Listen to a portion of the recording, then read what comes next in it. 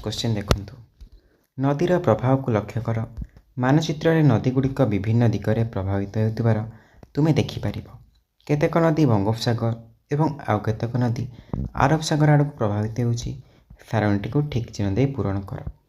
गोदावरी गोदावरी बंगोपसागर आड़ को गति करुछि, सेठी ठीक मारिबो। नर्मदा आरब सागर, गंगा हला बंगोपसागर आड़ गति करुछि, महानदी बंगोपसागर आड़ को गति करुछि। तापर कौन थिला ना स्थलचर प्राणी और जलचर प्राणी। स्थलचर प्राणी फास्ट लिख बेंग, जोटा स्थल भाग फुसफुस द्वारा श्वासक्रिया करे।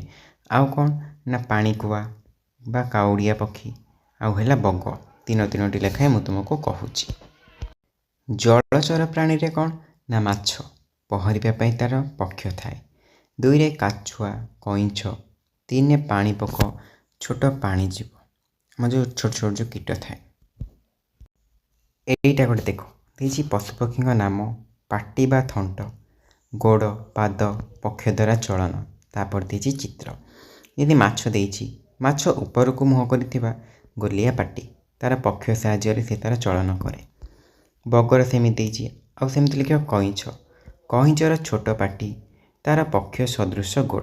तापर एटा को कईंछ चित्र करिवो। तापर बेंग, बेंगर चौड़ा पाटी, डेइबा पई लंबा पछ गोड़। हंस, हंसर चेप्टा थंट, तार पहरिबा पई जाली पादरे ताको साहाय्य करे। एबे जिबा स्तंभ मिलन। महासागर जल कौन ना पानीय योग्य नुहे। तुषार, तुषार जल कठिन अवस्था। बाष्प, बाष्प है जलर गैसीय अवस्था। तापर वर्षा जल, वर्षा जल होउछि मधुर जल। 2 नंबर, पृथ्वीर अधिकांश जल पानीय किंबा कृषि कार्य पई उपयुक्त नुहे काहेकि। पृथ्वीर अधिकांश जल समुद्र और महासागर रे मिसिछि। एही जल अत्यधिक लुणिया होइतिबारु यह पानीय बा चाष पई उपयुक्त नुहे। 3 नंबर, जलाशय निकट रे बहु संख्यक जीव बास करती काहेकि। जीवन धारण पई जल सबुठारु जरूरी।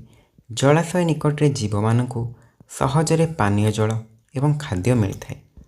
4 नंबर, जदि तुम अंचल रे 2 वर्ष पर्यंत वर्षा हेब नहीं, तेबे कौन हेब ना अंचल रे भयंकर मरुड़ी परिस्थिति सृष्टि हेब, चाष कार्य संपूर्ण नष्ट हेब एवं पानीय जलर घोर अभाव देखा देब। 5 नंबर, सहर बा जंगल मध्यरु केउं स्थान रे वर्षा जल भूतल जलस्तर वृद्धि करिबारे साहाय्य करे और काहेकि।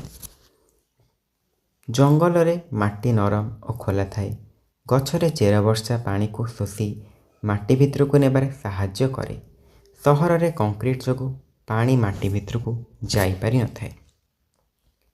6 नंबर, तुम घरे किंबा विद्यालय नुआ उपाय रे जल संरक्षण पई एक नक्शा प्रस्तुत करि परिबो कि। इथिरे कौन कौन रखिबो, आराम से करिबो।